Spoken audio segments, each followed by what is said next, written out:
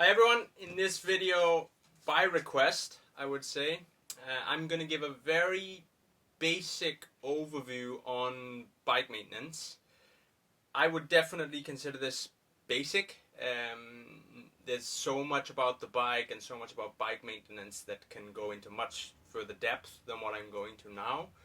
But based on request, we had a request from Doreen, which was supported by Irene and Irina and a few others, that there's some missing pieces of advice that you are lacking with regards to general bike maintenance and things for you to be aware of with it when it comes to your bike just running on a day-to-day basis. So I thought I'd put the camera on, use the setup we have here to run you through some basics of bike maintenance. Now, it's super important in general, I would say, to have a good routine, have a good pattern when it comes to just looking after your bike on a general day-to-day basis. I've spent a lot of time in the field, of course both supporting Helle's career, but also my own career. I've been deeply immersed in the cycling world and triathlon world for that matter. I've been at Kona since 2014, running a setup, an operation where we had bike mechanics looking after both professional and amateurs.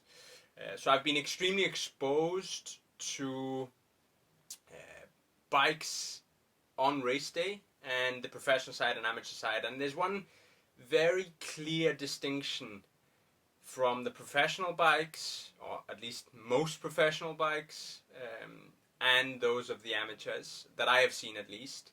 And that's the care that's given to those bikes.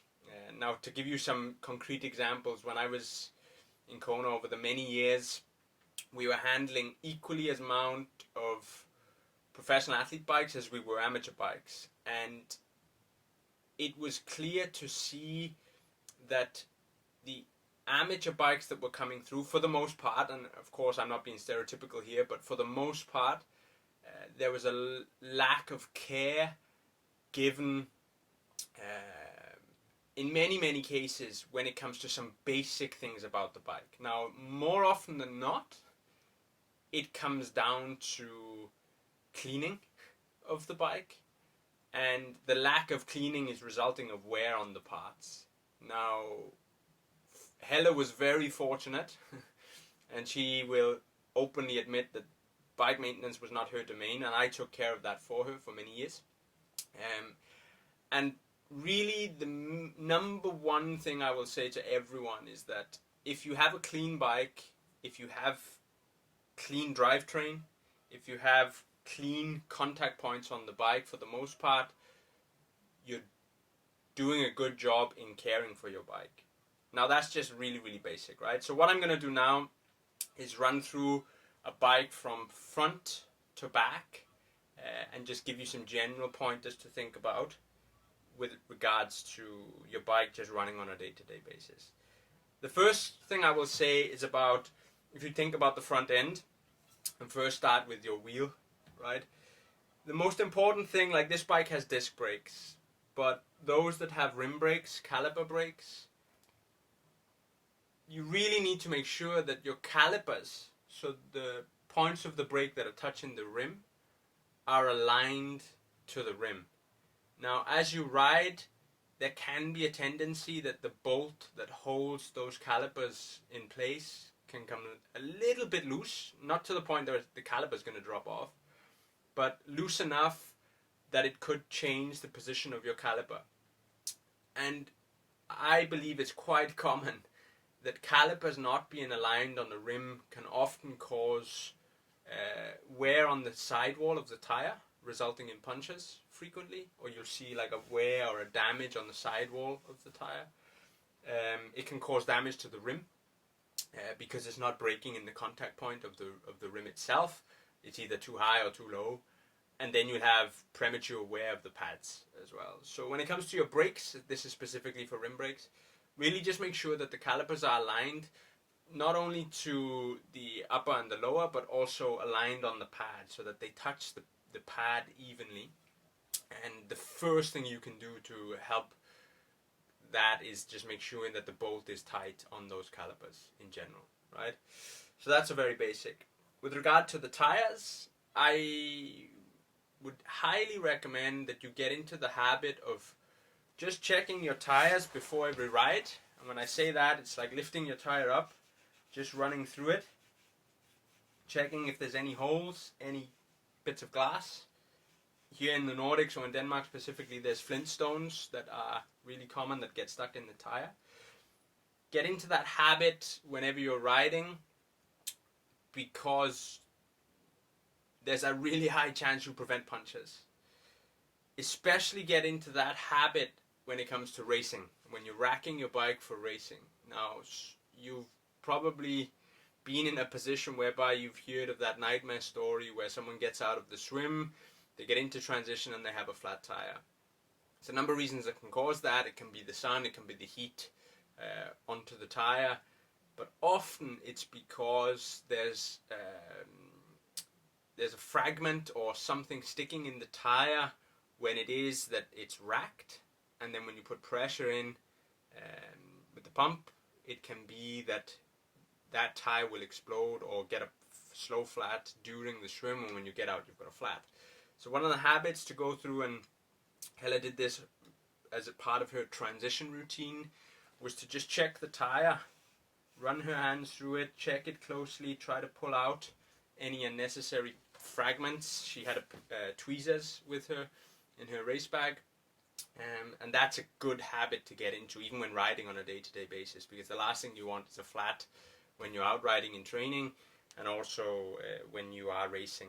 And flats can be prevented, of course, not when you're out rolling and you get a fragment in the wheel or you get a pinch flat or whatever, but for the most part you can prevent flats or go a long way to preventing flats by checking your tires.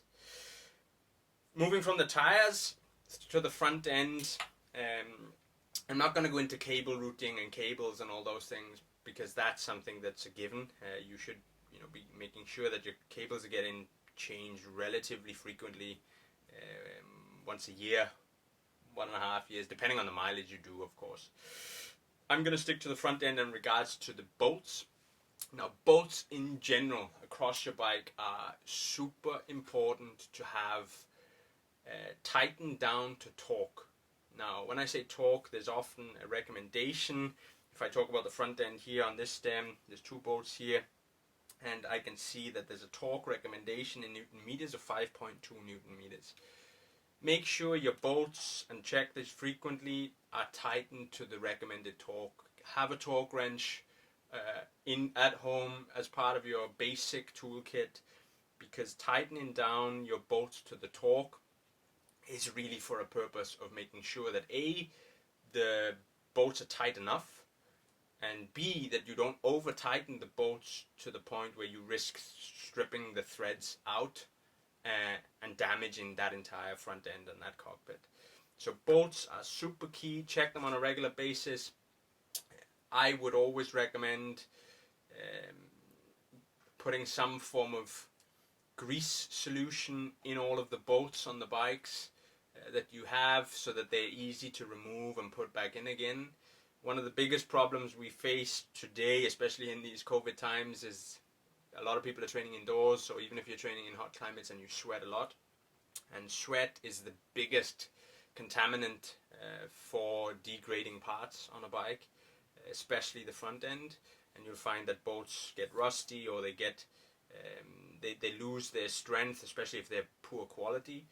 And having grease in the threads will still allow you to get them in and out. One of the biggest issues you have is that a lot of people don't look after the bolts, they don't remove them, or they don't maintain them, and they get seized, especially on this front end, and especially on a lot of the front ends of TT bikes like this.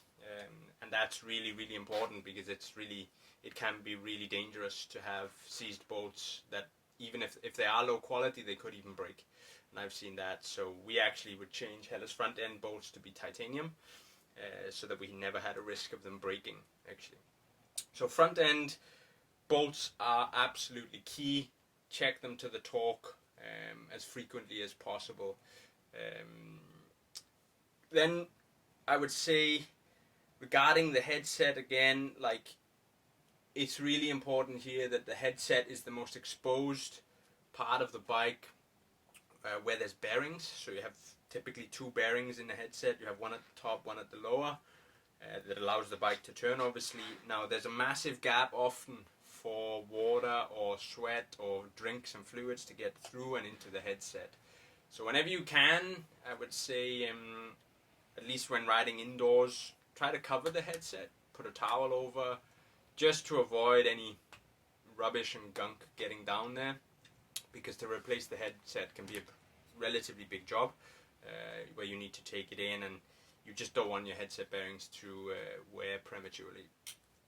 So moving away from the front end, looking at specifically the drivetrain, the biggest thing I would say about a bicycle drivetrain, and when I say the drivetrain, that's like from the big chainring and the front area here all the way to the back, including both derailleurs, that's your drivetrain. Biggest thing I will say regarding performance and making sure that your drivetrain, your bike is running safely and as effectively as possible, is clean your drivetrain. Really, like, the biggest advantage you can get before you buy upgrades, etc., is cleaning your drivetrain. A clean drivetrain has two benefits. Of course, it's as efficient as it can be if it's clean. The second one is that if you have a dirty drivetrain, the wear on the parts, so the wear on the cassette, the wear on the chain rings, is basically amplified. So it goes a lot quicker. If you're continuously running a greasy chain, you risk your chain breaking if you're continuously running a greasy chain. So really look after the drivetrain, clean it. There should be no excuse for turning up on race day with a dirty drivetrain, because reality is if you have a dirty drivetrain on race day, you're already losing power, losing potential energy. So clean your drivetrain, not only from a performance standpoint, but from a safety standpoint as well. I would say it's imperative that you do it. Again, coming back to bolts, depending on the crankset that you run, really just keep an eye on the bolts that hold the crank in place, the bolts that hold the derailleurs in place here and here, and tighten them to torque. Again, use grease on the bolts. It's really key, because then they don't work their way out. But safety wise, I would say there's not, don't have too many concerns that your drivetrain is suddenly going to fall apart or anything like this. Just look after it and care for it. Other than that, I would say with regards to the saddle, same thing again.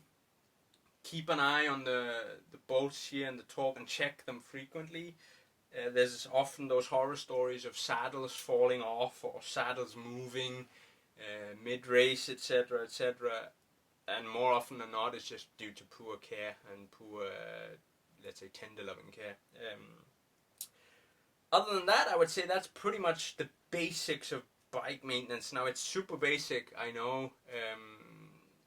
I would say the other thing to keep an eye on as well is, it's not necessarily to your bike, but it's your cleats.